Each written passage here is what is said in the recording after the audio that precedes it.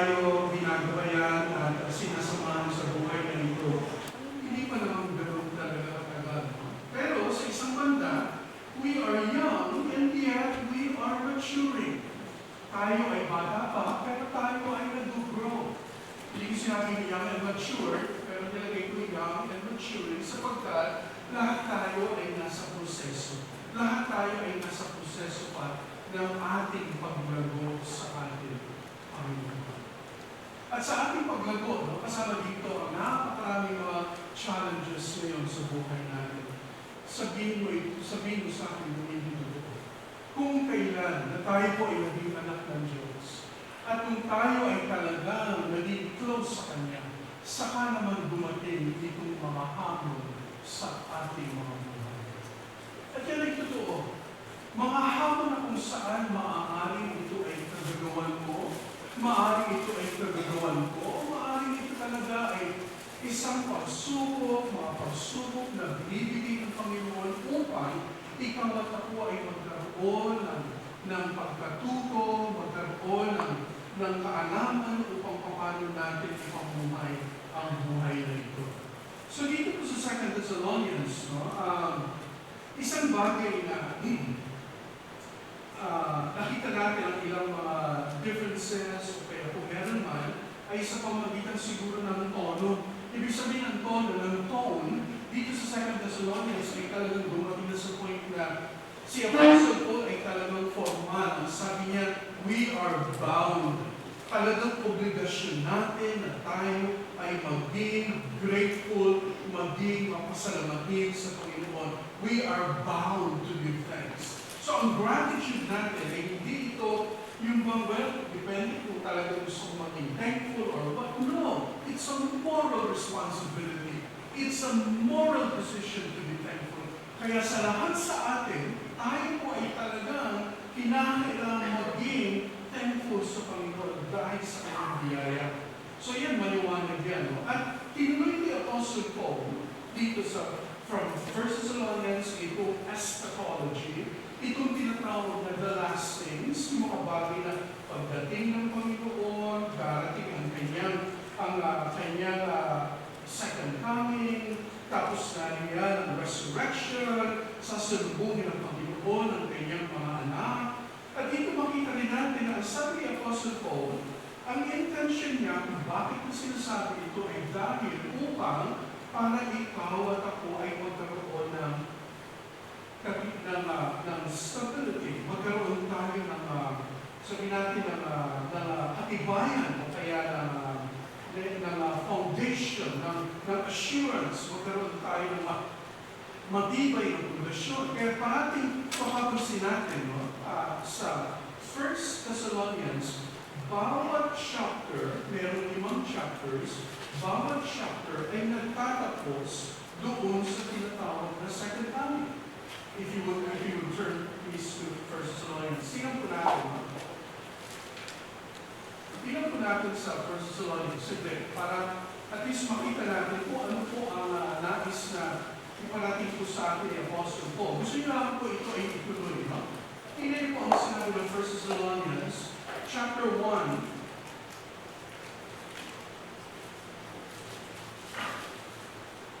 Tingnan po ang sinabi ng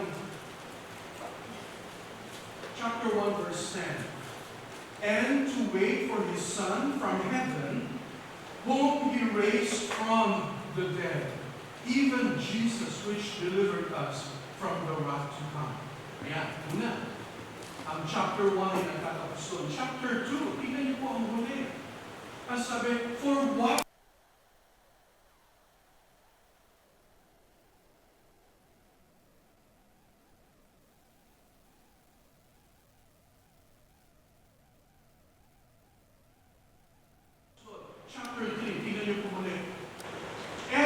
sabi dyan, to the end, He may establish your hearts unblameable in holiness before God, even our Father, at the coming of our Lord Jesus Christ with all His saints.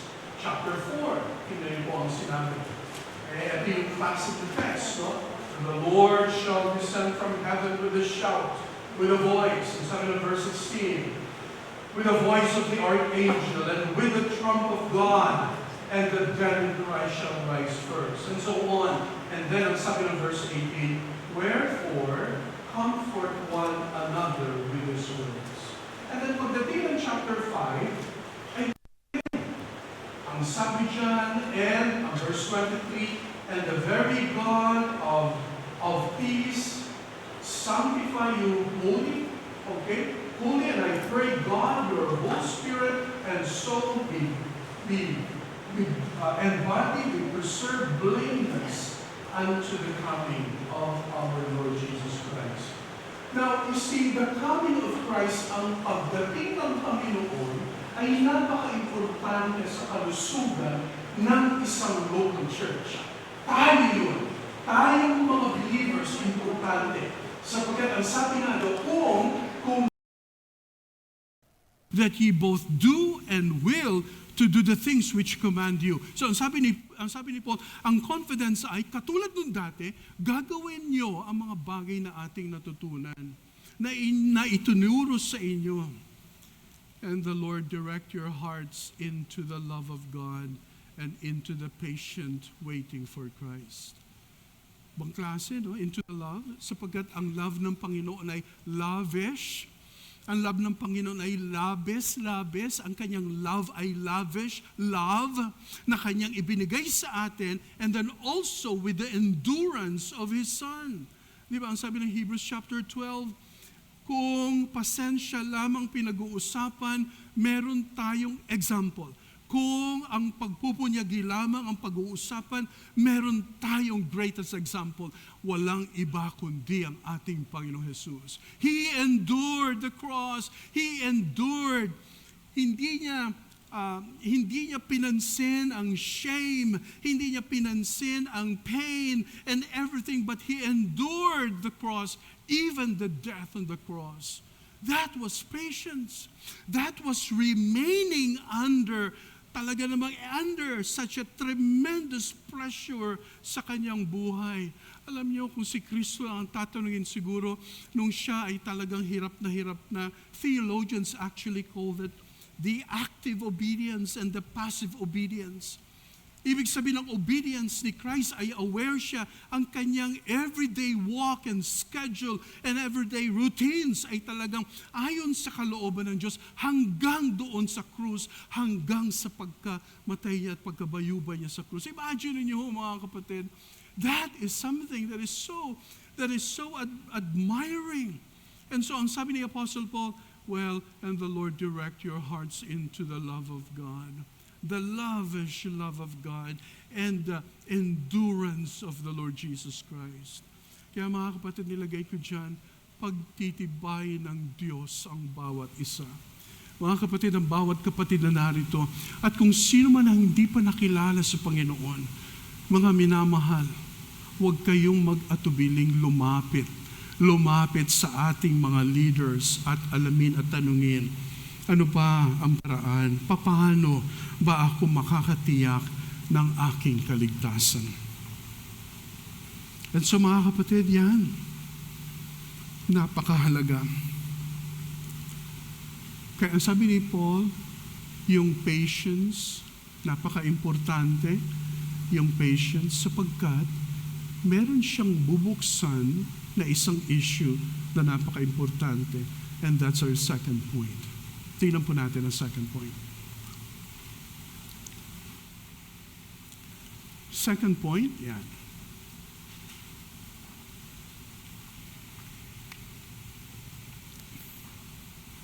Number 2. Hindi lamang tayo po ay kinakailangan ipanalangin natin ang iglesia, kundi number 2, dapat tayo po ay maging mapanuri saan? Tingnan po mapanuri saan? Doon sa hindi lumalakad ng may kaayusan sa kanyang buhay. Mga kapatid, importante. Alam niyo kung iisipin niyo, si Paul napaka-stricto, napaka-particular naman ni Apostle Paul. Alam niyo kung bakit? As we go on, you will learn. Mapanuri sa di lumalakad na hindi lumalakad, ibig sabihin, walang kaayusan ng buhay. So mga kapatid, we need to think about this. Teka, Pastor, ano bang ibig sabihin ng walang kaayusan ng buhay? Ayan, alam nyo, napaka-seryosong tanong yan. Ang tanong, maayos ba ang buhay natin? Hindi ko sinasabi na kapag sinabing maayos ay ikaw ay maraming pera, ikaw ay nasa prime ng iyong kalusugan, pag sinabing maayos ang buhay, ibig sabihin tayo po ay lumalakad ayon sa kalooban ng Diyos. Now, tingnan niyo po ang sinabi ng verse 6. Now we command you, brethren, in the name of our Lord Jesus Christ. You see the authority that comes from the Lord, yung authority. Ang sabi, King James says, that you withdraw yourselves, okay? That you withdraw yourselves from every brother that walketh disorderly. Now, tingnan niyo po yan, napaka talagang madiin na sinasabi ni Apostle Paul, and not after the tradition which he received of us. So, ang nakalagay po dyan ay, this is a command. Ito po ay utos. Now, we command you, brethren. Okay, well, brethren, ito po ang classic word, adelphoi. Ito po ay classic word, including mga lalaki at mga babae, brethren, or brothers and sisters. So, pag sinabing adelphoi, in the language of 2 Thessalonians ay saklaw lahat. Ibig sabihin lahat ng mga kapatiran, the men and women, lahat. Ang sabi dyan, now we command you, brethren, in the name of our Lord Jesus Christ, you withdraw yourselves from every brother that walketh disorderly and not after the tradition which he received of us. Alam niyo, dyan makita natin, ang ibig po sabihin ng mapanuri dyan ay, meron po akong ilang mga points na nandyan, no? Ayan. Una, dapat tayo po ay lumakad ayon sa tradisyon. Now, baka tanungin niyo ako, Pastor, hindi lahat ng tungkol sa tradisyon ay tama? Yes, you're right. Hindi ba dapat, Pastor, ang tradisyon ay kung ito ay hindi nakabubuti sa atin ay dapat natin itong iwaksi? Yes, you're right. Pero mga kapatid, ang tradisyon na sinasabi dito ay magandang tradisyon. Ang tradisyon po dito ay walang iba kundi, ito po ay mga turo na nanggaling sa mga apostles. Ito po yung tinatawag na paradoses. Ang ibig sabihin po ay mga teachings na nanggaling sa Panginoon at sa pamamagitan ng mga apostles, ni Apostle Paul, at ito ang kanyang magagandang tradisyon ito. Kasi tingnan niyo po ang sinabi ng verse 6. Hindi lumalakad from every brother that walketh disorderly, at hindi, sabi dito, hindi sila lumalakad ayon sa tradisyon na natanggap nyo sa amin. Magandang tradisyon ito. Ano ba yung mga magagandang tradisyon na meron tayo? Well, kung ano bang sinasabi ng Bible, kung ano sinasabi ng Scriptures. Ano bang sinasabi ng Bible so far sa ating mga buhay? Naku, napakarami. Walang ibang itinuturo ang Biblia na hindi para sa iyo at para sa akin. Lahat ay para sa ating kapakanan. Lahat ay para sa ating kalusugan. So dyan makita natin, we need to, sabi dyan, iwasan natin ang tradisyon. Ang tinutukoy po ditong disorderly, ang tinutukoy po ditong walang kaayusan, alam nyo ba, ito po ay nakagawian. May mga disorderly people na ito na po ang kanilang nakagawian. Ito na po ang kanilang naging habit. Okay? Do you remember the word habit that I told you before? Spell habit. H-A-B-I-T. Yan. Very good, Richelle. No? Sinabayan ako ni Richelle sa kanya H-A-B. Tanggalin mo ang A. You still have a bit of it. Tanggalin mo yung A.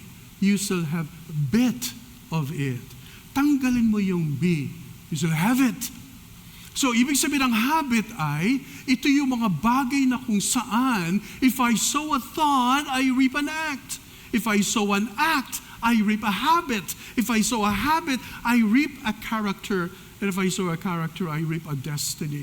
Ito po yung ating paulit-ulit na ginagawa na minsan ay hindi na nga natin pinag-iisipan.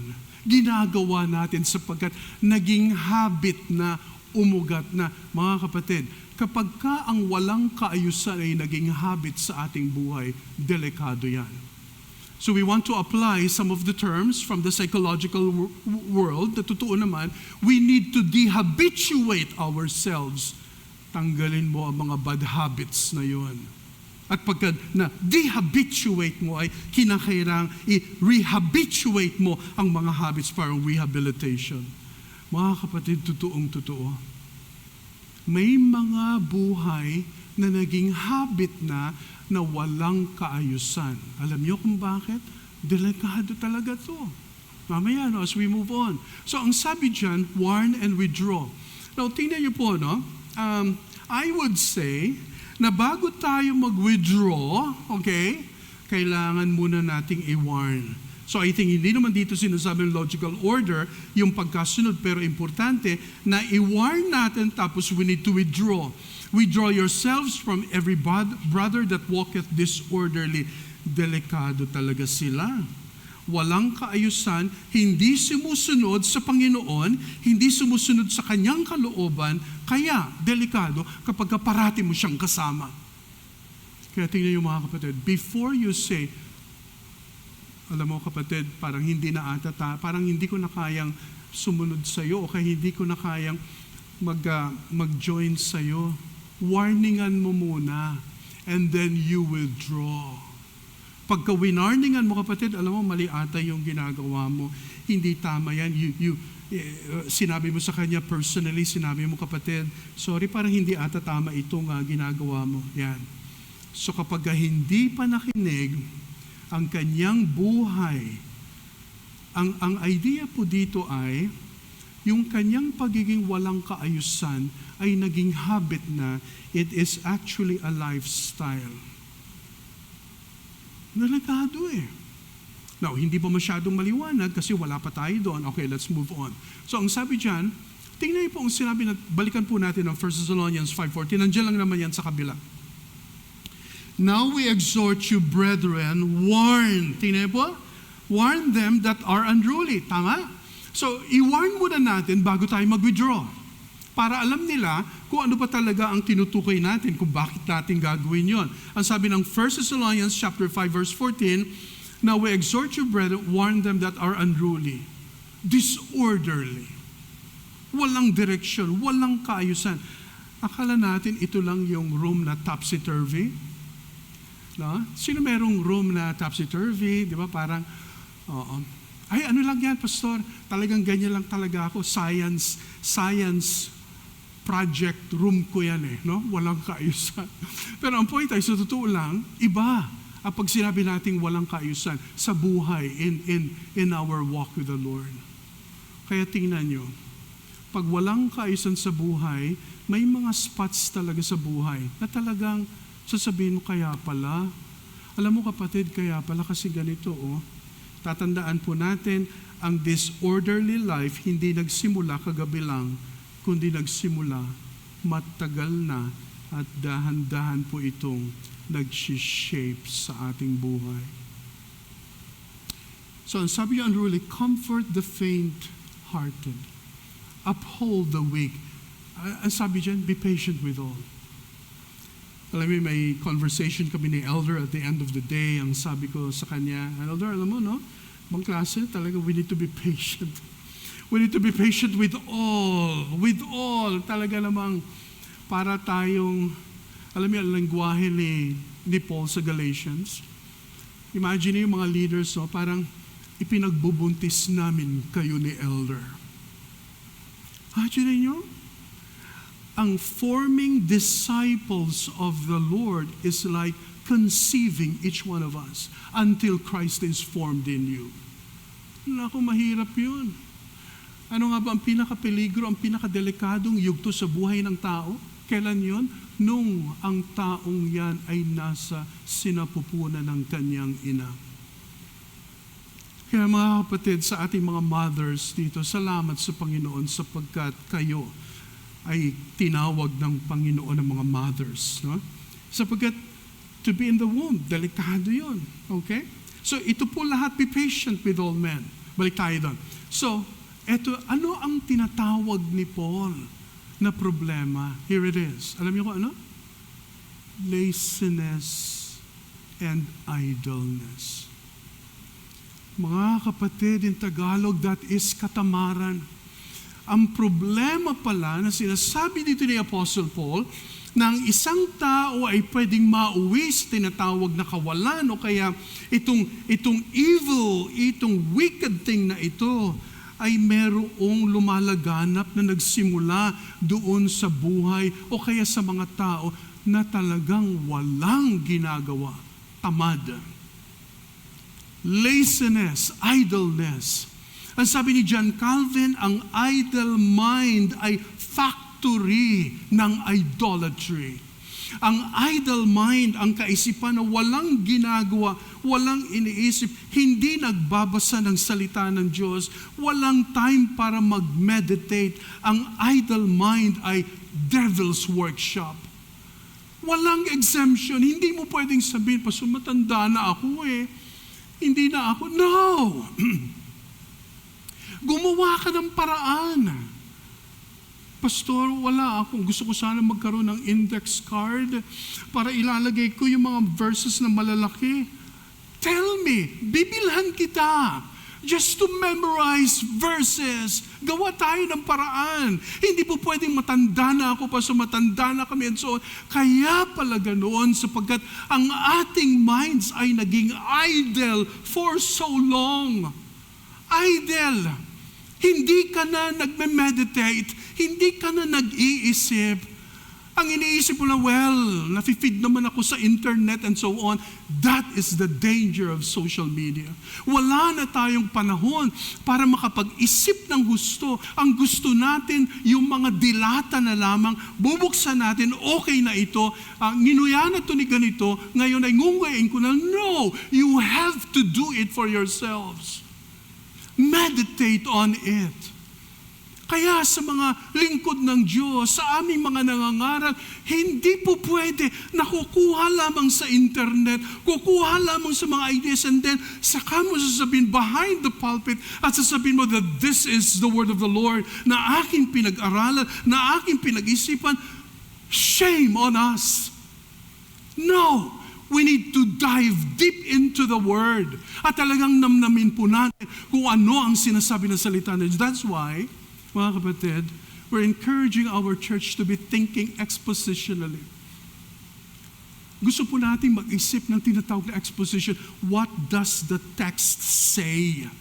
Hindi yung impose mo, ito yung idea ko, impose ko dito. Yan, ganda naman Ibig sabihin maayos. No, let the text actually speak for itself. At ito ang ginagawa natin. I know that's a rigorous and laborious task.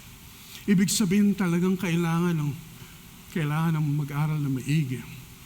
And that's what we do. So laziness, idleness, sa buhay ng isang Kristiyano, may mga lazy at may mga idle Christians. Delikado yan. Alam niyo, ang kultura natin mga Pinoy, iba rin talaga. Pagdating ng hapon, mga tao, kukuha ng bangko, uupo dun sa labas, tapos titignan lang yung mga tao, yun na yung kanilang hapon, buong maghapon. No? Yun na, okay na yun. Pero mga kapatid, palagay ko, wala namang gano'n. Pastor, ang ginagawa ko, pagka wala akong magawa, ako ay nagbibingo. Tapos ikaw ulit yung nagsasabi sa 24. Di ba? Parang may parang meron na ring sound, no? Mga kapatid, no, dwell on the Word. Dwell on the Word. Take time. Take time. Alam niyo mga kapatid, sa totoo lang, minsan, hindi na ako masyadong, ayoko maging imposing. Gusto ko sanang pabasahin marami sa atin ng mga libro. Kaya lang, ang feeling ko, baka ayaw baka walang hilig baka walang time. Mga kapatid, I'm sorry, but I won't change my theology and my passion for our church. And I'm sure Elder has the same thing. Gusto po natin ating church ay maging what? Reading and learning church. Ayaw natin maging lazy. Ayaw natin maging idle. Huwag tayong ganun. Ibahin natin ang paglilingkod sa Diyos. Ayan mga kapatid, baka nag-expect ako na pagkatapos nito may lalapit sa akin, Pastor, pahilamin mo ako ng mga libro. Di ba? Huwag naman mga, konti lang. Meron naman tayo dyan sa ating library, meron tayong mga booklets. Alam niyo, sobrang dami. Alam niyo, ang term dyan, we have a cornucopia of reading materials. Sobrang dami. It's like a basket full of stuff. Talaga namang, magsasawa tayo siguro. Pero mga kapatid, huwag tayo maging idle, huwag tayo maging tamad. Tingnan niyo po, may nagsabi, may mga busybodies. Alam niyo ba, itong mga busybodies na tinatawag dito, wala silang magawa kundi makialam ng may buhay. Okay, wala silang ginawa kundi makialam ng buhay ng iba. Yan yun. Busybodies who do no business at all. Yan. Busybodies pero wala namang ginagawa. Busybodies nga eh. Busybodies are those people who do no business at all. Mga kapatid, wag tayong makialam ng may buhay na may buhay. Pero ganito kung tayo ay church members and we live in this particular context ng ating church, hindi ibig sabihin na wag na, Pastor, ibig bang sabihin, hindi ko na siya lalapitan para i-remind siya ng kanyang pagkakamali? Of course, hindi naman yan ang sinasabi natin. We need to do that. We need to do that actually, personally. You come to that person, kapatid, alam mo ba na hindi tama ito eh. Yan, hindi yan ang tinutukoy. Ang ibig sabihin ng busybodies nito ay talagang walang magawa, nakikialam lang. Ang gusto nila siguro, wala nang magawa. Talaga nga eh. Busybodies, huwag ganon. Huwag tayo maging ganon. Kaya tingnan nyo, kung sino ang busybodies, kapatid niyan, sina Marites. Kapatid nito. Magkakapatid yan, Pagka yan ay nangyari, mga kapatid, delikado. So, eto pala, yung tinatawag na opponents, we need to be discerning. We need to be discerning. Pero tingnan nyo eto mga kapatid, tingnan nyo muli. Tingnan nyo po ang sinabi ng verse 6. Now, we command you, brethren, in the name of our Lord Jesus Christ, that you withdraw yourselves from every brother. Mga kapatid, kapatid natin ito sa Panginoon. Kapatid. So, wag mong ituring na kaaway. Alam mo, ikaw talaga, wala kang magawa sa buhay mo. Aawayan mo na siya. No, brother yon. Brother siya. And then, saka natin i-encourage. Tingnan po, maliwanag yun, Grabe si Apostle Paul, Tingnan po ang sinabi ng verse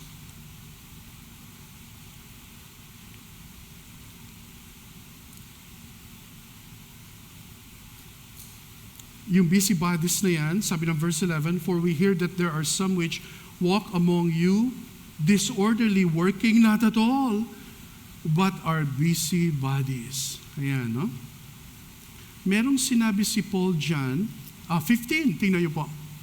Verse 15, exacto, within the yung segment, Ito yung sinabi ng verse 15, yet count him not as an enemy, but admonish him as a brother. So kung may mga kapatid tayo na alam natin na sila po ay talagang lazy, tamad sa buhay, sa Christian life, parang, alam niyo ito parang ito ata ang pinakamahirap na sitahin. Pastor, ayoko malita, ayoko siyang sitahin Kasi tamad din ako Naku, delikado nga rin. Parang ang hirap i-correct yung taong idle. Baka sabihin yan, Diba? Kunyari, tutulog. Katulog ka na. Ano ka ba? Nananalangin ako. Diba? Pero tulog. Diba? Marami tayong alam niyan eh, no? Mahirap ituwid ang taong walang ginagawa. Let's be honest, mga kapatid. Sino tutuwid yan, pastor? Si elder na lang. O si pastor na lang. Ay, hirap. Kasi hindi naman natin yung titingnan natin yung silbang walang ginagawa dito. Hindi ganun. Ang idleness, ang laziness ay nagmanifest na sa kanyang buhay na ito ay lifestyle. Tingnan nyo, umugat na. Malalim na itong tinatawag na idleness na ito. Pero tingnan nyo, ang sabi ng verse 14, and if any man obey not our word by this epistle, know that man and have kaya nga ito sinabi, no company with him, that he may be ashamed. Alam nyo, ang dahilan pala kung bakit,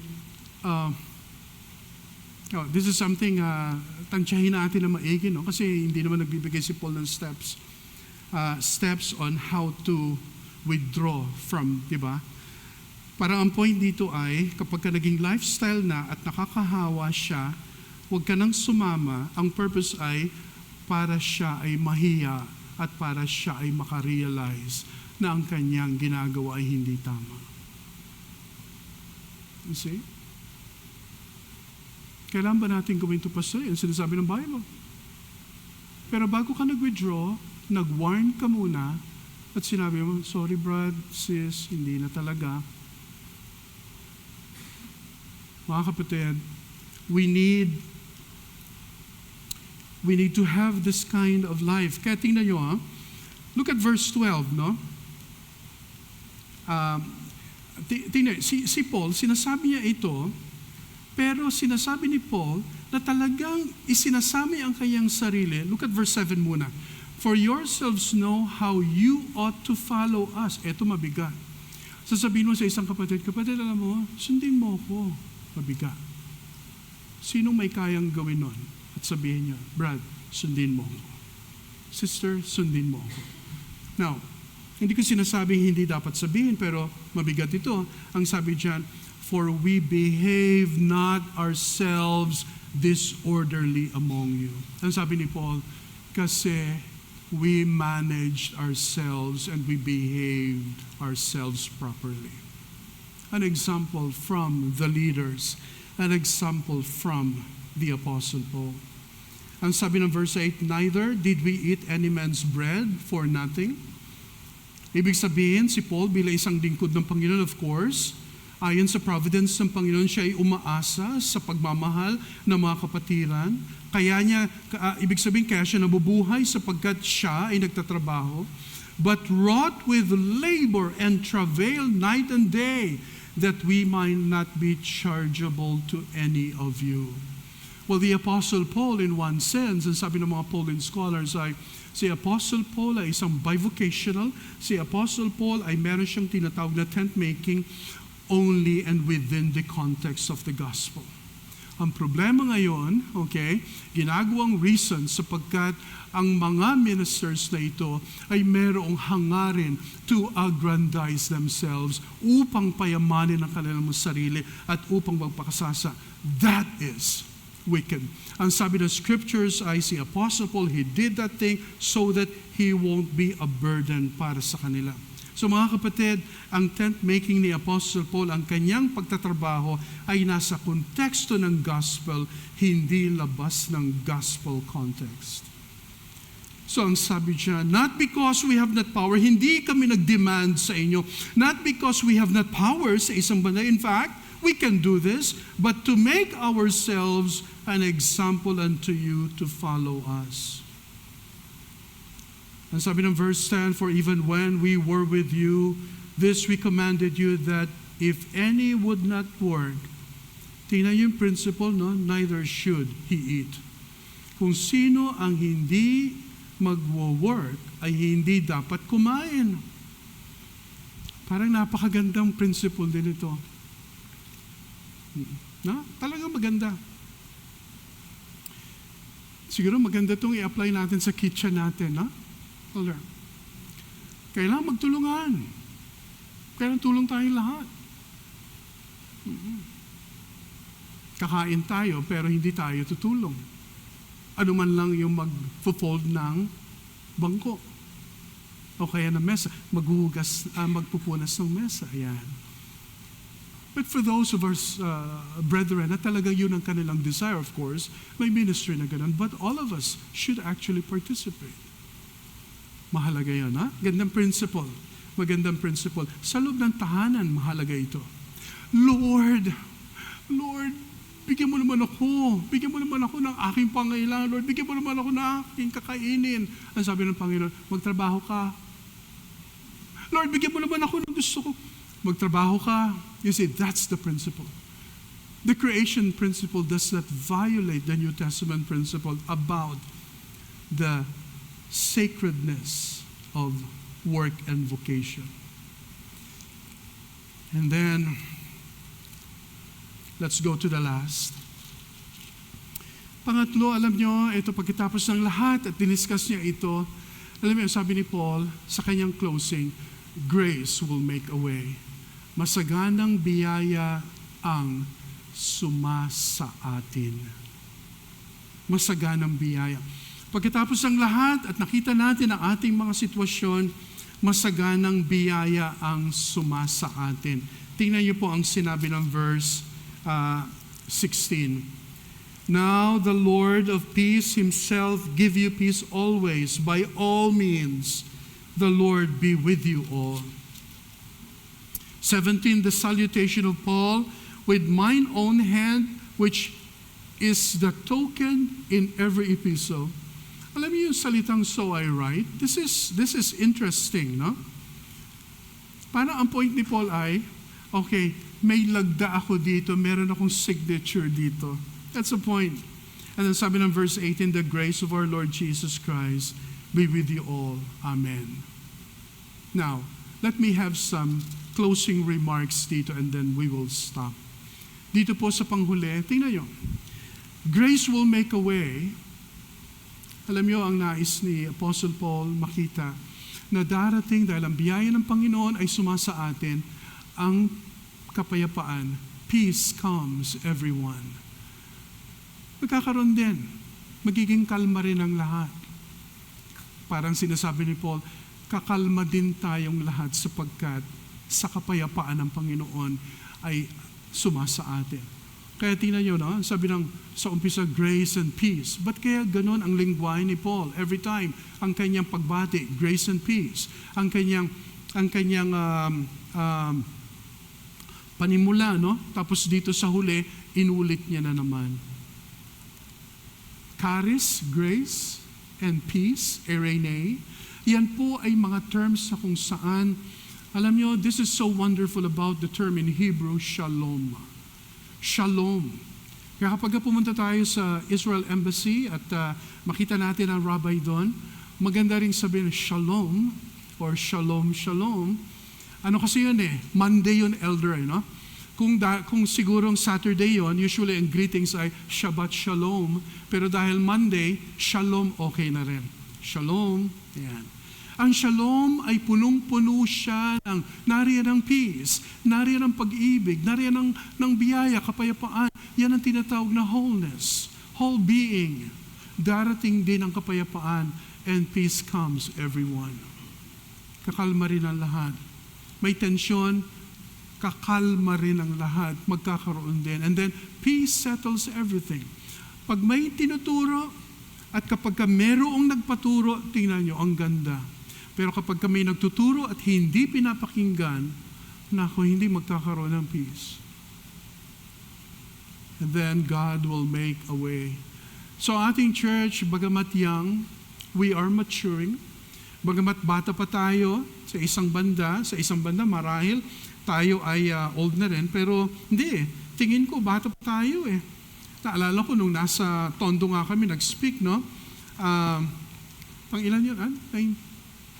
Yung sa Tondo? 90 years old ang church sa Tondo Baptist Church. Nakwento ko ba sa inyo sa kanilang video? Meron pang kuha. ano ba yun, mayroon pang kuha, so syempre kung 90 years old, mayroon pang kuha before World War II, elder. Talagang nakita ko pa yung mga picture doon. Sobrang tanda na, no? Ibang klase. Tondo Baptist Church. Tapos naalala ko, may bagong graduate no, sa Bible School. Talagang for 90 years, Tondo na nga yan eh. Tondo Baptist Church, di ba? Di ba, may kanta nga, sa Tondo man ay may langit din. Anong ibig sabihin nun? Matindi ang Tondo. Pero mga kapatid, nag-flourish for 90 years. Tapos mayroon isang graduate sa Bible School. Abay, naisip niya, palitan ko nga ang pangalan nito. Papalitan mo ang Tondo. Ayun, siya ang pinalitan. Okay? Ibig sabihin, you don't just do that sapagkat papalitan mo dahil Tondo. No, hindi sa pangalan yun. Mga kapatid, our church is still young, but we are maturing. Sana mga kapatid, samahan niyo kami ni elder, samahan niyo kami ng mga leaders. Oo. Parang kumbaga sa dalampasigan, no? Example lang naman to. Hindi takot ako sa malalim, no? Ang point lang ay, di ba, habang tayo pumunta ng beach, no? Palalim ng palalim. Ayan. Hanggang sa doon. Doon na tayo sa malalim sa buhay na ito. So mga kapatid, we thank the Lord dahil ang ating iglesia, bata-bata pa, pero tayo po ay nagmamature. Tayo pong lahat ay manalangin. Panginoon, marami pong salamat sa pagwawakas po namin sa aklat ng Thessalonians, 2 Thessalonians. At Lord, mahalagang paalala din kanina ang aming pong narinig na hindi lahat ay nasa pananampalataya. Panginoon, hindi po namin maubos, malaman or maintindihan na baka meron po sa aming kalagitnaan na wala pang relasyon sa iyo, Panginoon. Lord, gamitin niyo po ang araw na ito. Gamitin niyo po ang mensaheng ito na siya po ay magkaroon ng tapang na siya po ay magtanong at siya po ay lumapit sa isang kapatid, sa mga tagapanguna, sa mga leaders ng aming church na kausapin, Panginoon, kami at magkaroon ng liwanag at magkaroon ng assurance patungkol po sa buhay na nais mo na nasa kay Kristo lamang. Panginoon, magligtas ka, patuloy kang magpakilala ng iyong sarili sa aming iglesia.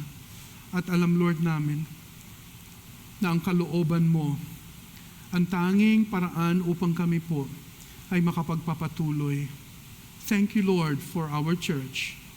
And when we remember the church at Thessalonica, napakaraming mga struggles, Lord, and yet, nag-umpisa, Panginoon, sila na merong pundasyon at ang kanilang buhay, Panginoon, dumating man ang mga persecution at mga hamon sa buhay, patuloy po silang hinahamon at nahamon at nagpahamon, nagpaturo hanggang sila, Panginoon, ay nawala na, kinuha mo na sila. At ngayon kami, Panginoon, na narito ngayon sa 21st century. Kami, O Diyos, ay kumukuha ng aral sa buhay ng mga believers sa Thessalonica. We thank you, Lord. We ask for your blessing and bless our continuation in Jesus' name. Amen.